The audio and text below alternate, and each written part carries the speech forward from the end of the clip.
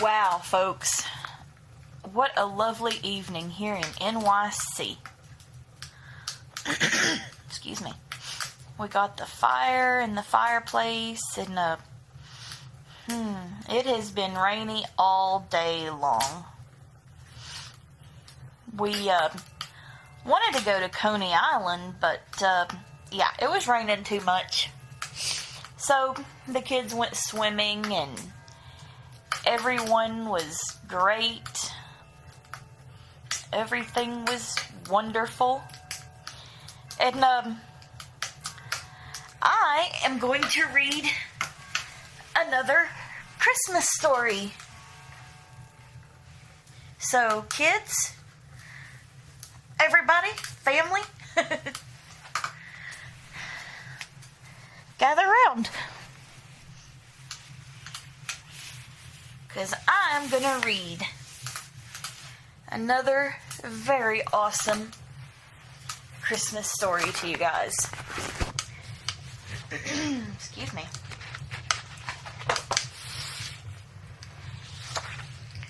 Let me find the page here. Here it is.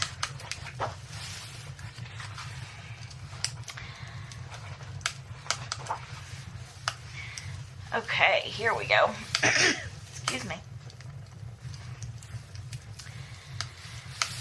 So, again, this is from the Stories of the Season book that I read from a couple days ago. And this story is called We Two Together, and it's by Mary Russell. Christmas alone. Marjorie was near tears. What on earth was there to look forward to now? But then something happened to take her mind off her troubles. Mrs. Esmont's were so much worse. "What are you doing for Christmas, Marjorie?" Janet Towner called across the space that separated their desks. "Nothing." "What do you mean, nothing?" "I have no one to make Christmas with. No one belongs to me.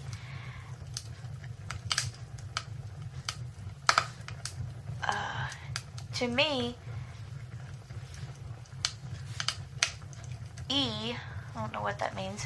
I'm going to forget that tonight is Christmas Eve and that tomorrow is Christmas." "But you can't do that," Janet protested. "Oh, yes, I can." The strained note in Marjorie's voice belied her gaiety. "I'm going to take 5 books from the library, lock myself in my room tonight, and tomorrow read until the day is gone." "You'll do no such thing. You'll come home with me. I'd love to have you." "Thanks, but I couldn't do that. Go into somebody else's home. You have to have your own Christmas." "How about spending the evening with me?" Bill Ames asked as he sauntered across the office to Marjorie's desk.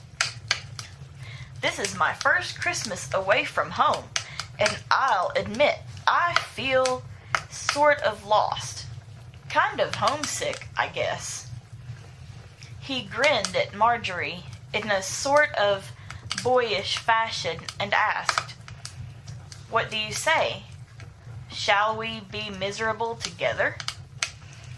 Marjorie did not know what to say. Any other time, she would have been delighted with an invitation from Bill. He was good-looking, tall, athletic in build, His black hair was wavy. His eyes, on occasion, danced with humor. However, it was not only his looks that appealed to her, but his frank face, his sincere, fearless manner, his friendly attitude toward everyone. Ever since she had come to the office to work for 4 weeks, she came to work 4 weeks before, she had hoped that she and Bill might become friends. But she could not go out with him this Christmas Eve when she was so miserable and unhappy. Yet, if she refused, he might never ask her again. Before she could frame a reply, Janet spoke. "You'll both come home with me. After dinner, we'll go caroling with a group of young people from our church. You'll like them." "Great." Bill was enthusiastic. "At home, we always went caroling on Christmas Eve." "What do you say, Marjorie?" Marjorie shook her head. "I'm afraid that pretending I'm having a good time won't do any good in my case." "But you go, Bill. Please don't mind about me." "I'll do no such thing. You'll spend the evening with me." But you shall," Bill interrupted. "You're not going to spend Christmas Eve alone in your room. Chances are you'd be dying instead of reading, or crying instead of reading." Let me read that part again, that paragraph. Sorry about that. "But you shall," Bill interrupted. "You're not going to spend Christmas Eve alone in your room. Chances are you'd be crying instead of reading. We'll have dinner at a nice little place I know, where they serve real home cooking.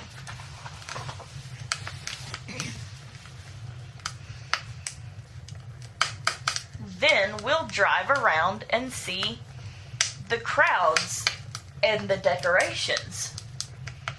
Marjorie still meant to refuse, but before she dared trust her voice, Bill was swinging across the room. At the door, he turned and called back with his friendly smile, "I'll be seeing you about 7. Then he was gone. At 7, Marjorie was ready. She looked very sweet and lovely. Even the sadness that overshadowed her face, for her soft green crepe brought out the golden glints in her hair and accentuated the fairness of her skin. In spite of herself, she experienced a little thrill of anticipation as she took her coat from its hanger, her gloves and purse from the drawer. 7:15 came, 7:30, 7:50, but no Bill. Wasn't he coming? Then the doorbell rang just as the clock was striking 8. "Sorry to be late," Bill apologized, "but I was detained." And that was all the explanation he offered. In the car, driving toward town, Marjorie tried to make conversation. Excuse me. But Bill did not help her much. He answered her mostly in short sentences and made no comments of his own. Soon Marjorie became silent, thinking that perhaps Bill wished to give all his attention to the heavy traffic, made more hazardous than usual by excited, hurrying pedestrians who paid little heed to signals. But when they had reached a less traveled highway, Bill was still quiet and preoccupied. "Are you disappointed that we didn't go caroling?" Marjorie asked. "Caroling?" he repeated, puzzled. "With Janet's crowd?" "Oh, with Janet's crowd." "Oh, that. I'd forgotten. It would have been pleasant, but I like this quite as well." "Bill, what's the matter?" "Nothing. That is, nothing with me or us. But something is troubling you. Can't you tell me?" "It's Mrs. Esmont, where I live. I stopped in just now to leave her a box of candy and found her crying because she had not been able to do anything for the children for Christmas. She has had flu, been sitting up only a few days."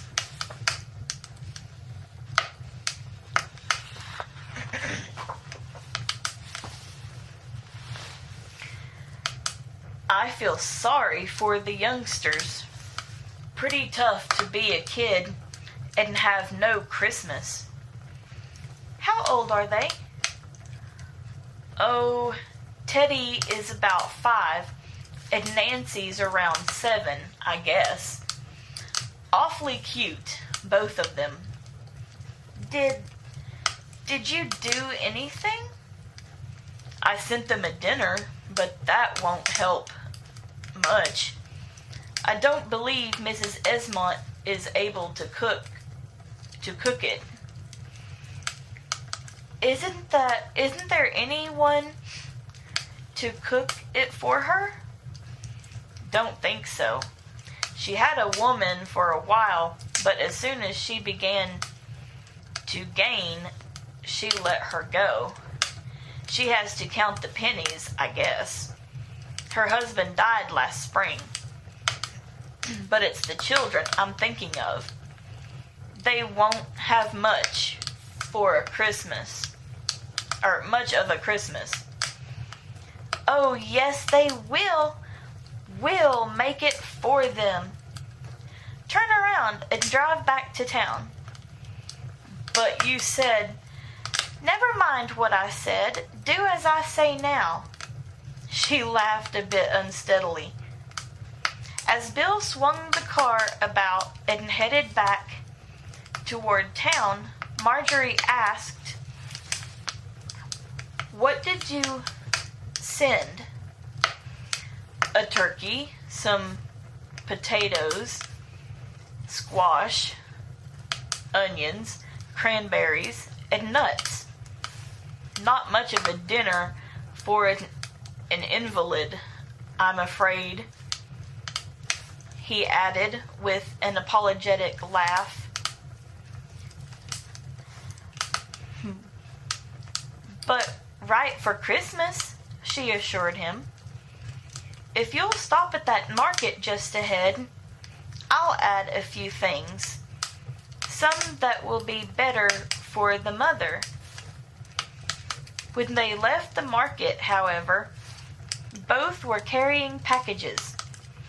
Bill had seen so many things he thought the family should have. The last bundle having been stowed away in the back of the car, Marjorie said, "Now drive around the corner to that lot where they're selling Christmas trees." "Marjorie!" Bill's voice rang with surprise and pleasure. You're doing the whole thing for them." "We are," she laughed. It took only a few minutes for Marjorie to find a tree that satisfied her. A well-shaped little fir with fragrant green branches. "Now to the 10-cent store," she said as she snuggled down in the automobile seat, her hand still holding the little tree that she had insisted on keeping in front with her. When the store had yielded up treasures of shining tinsel, glittering ornaments, toys, and small articles for stockings, Marjorie announced, "One more stop and we'll be through. We'll go into the department store next door, and while I'm buying a doll for Nancy, you select a train of cars for Teddy. It takes more than a dinner to make Christmas, especially for children." Then she added as an afterthought, "You can get the tree ready while I cook the dinner." "Can you cook the turkey and all those other things?" he asked in a voice tinged with doubt. Marjorie laughed with amusement. "Can I? You wait and see." It was an hour later that Bill unlocked the door of the house and ushered Marjorie into the house and into the living room. Three pairs of eyes turned and stared at Bill in amazement, at the tree on his back, at Marjorie with her arms filled with packages. "Merry Christmas, everybody," Bill cried. "We've come to help you get ready for tomorrow. This is my friend Marjorie Crandall, Mrs. Esmond." He did not wait for Mrs. Esmond to speak. He knew she couldn't just then. Quickly, he faced the children and asked, as he placed the tree on the floor, "Do you think you could help me trim this? We've got lots of pretty ornaments in some of these bundles." And he began to take packages from Marjorie.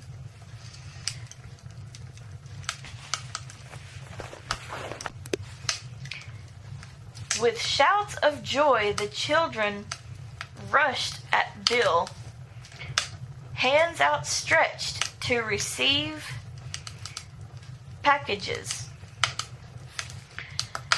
"Now you open these while I carry the others to the kitchen," Bill told them. "I'll be back in a moment to help you."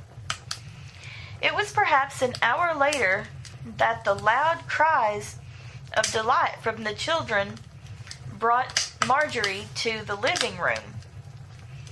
There, filling a corner with brightness and fragrance, stood the little tree with its precious load of silver tinsel, colored glass ornaments, and tiny electric lights. "It's perfectly lovely," Marjorie exclaimed. "Think so?" Bill asked as he swung around to face her.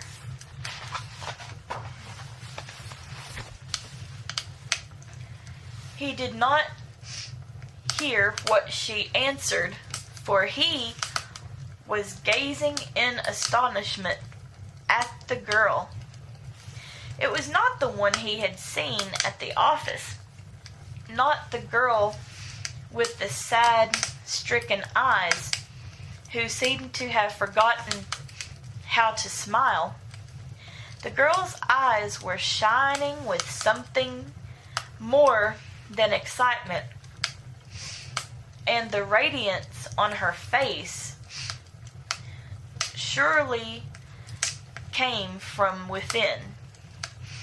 He did not see that she was wearing one of Mrs. Esmont's house dresses, that her face was flushed with heat and unaccustomed exercise, that tiny ringlets had escaped from her waves. He knew only that she looked very attractive, and that suddenly he felt a camaraderie with her that drove away the last remnant of his homesick feeling. He flashed her a smile that quickened her pulse, then turned to Nancy, who was pulling his sleeve and asking, "Is everything on?" "Everything but the presents, and those never come until little girls and boys are in bed and asleep." Nancy was silent a moment. Then, in a serious tone, she said, "Perhaps Teddy and I better be going now." "You dear," Marjorie exclaimed, as she knelt and gathered the little girl in her arms. "I'll put you and Teddy to bed. After you're all snugly in, I'll tell you a story." "Oh, goody, goody," came from both children as they scampered away into the next room.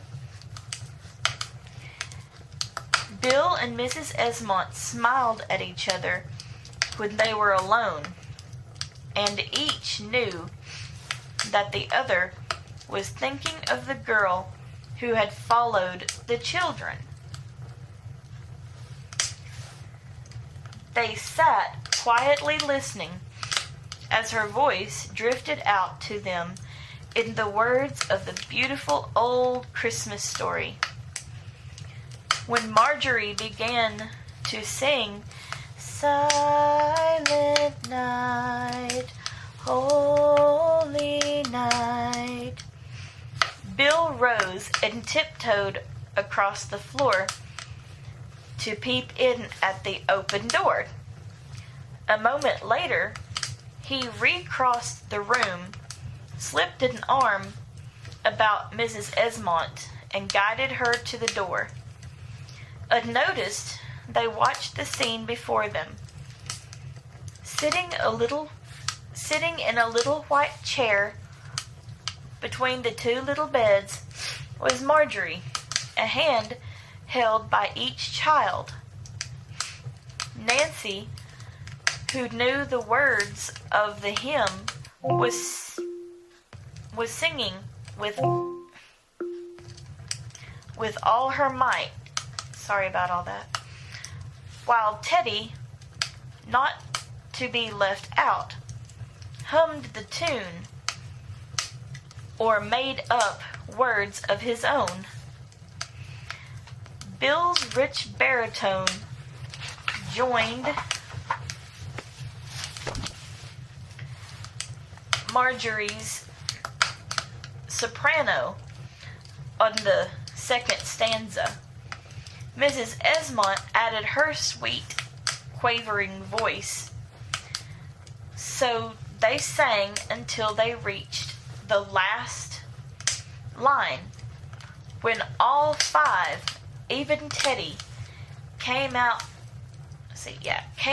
loud and clear in the words, "Christ the Savior is born." There was still much to be done before Marjorie was ready to leave the house. with its sleeping children, its grateful mother, its glistening tree, its partially cooked dinner. At last, she went to say goodbye to Mrs. Esmond. "There is not one thing for you to do," she said. "I'll be over early to finish cooking the dinner." "And will you stay and share it with us?" Something in Mrs. Esmond's voice made Marjorie think of her own mother, made her drop a kiss on the thin cheek before she answered, "I'd rather do that than anything else." Then she and Bill were in the car, driving through the clear, still night. Both were silent, thinking of another starlit night of shepherds on a lonely hillside. As if to remind them of the angel's song, came the voices of carolers singing, "Joy to the world, the Lord is come." As Bill left Marjorie at her house, he said, "I've made a discovery tonight, Marjorie. You don't need to be at home with your own family in order to find Christmas joy." "I know," she said in a low voice, but one that held no hint of sorrow. "You can have it wherever you are, if you will." Far off across the town, a clock began to strike the hour of midnight. With shining eyes, Bill and Marjorie faced each other, counting. On the stroke of 12, they cried as in one voice, "Merry Christmas!" Then Bill was gone with the promise to return early in the morning. From the window of her room, Marjorie looked up into the starry heavens and softly repeated the song of the carolers, happy in her knowledge that he had come, and that she need never be lonely or without friends if she would but remember. Mary Russell wrote for Christian magazines during the first half of the 20th century. And that is all of that story. And I'm sorry for all the dings and whatnot. Excuse me. That was my A-lady. I have her in here in the living room since we're all by the fire and all that good stuff. So anyway, folks, I hope you enjoyed that lovely story. What do you think, kids? Yeah! Awesome. So anyway, take care, everyone.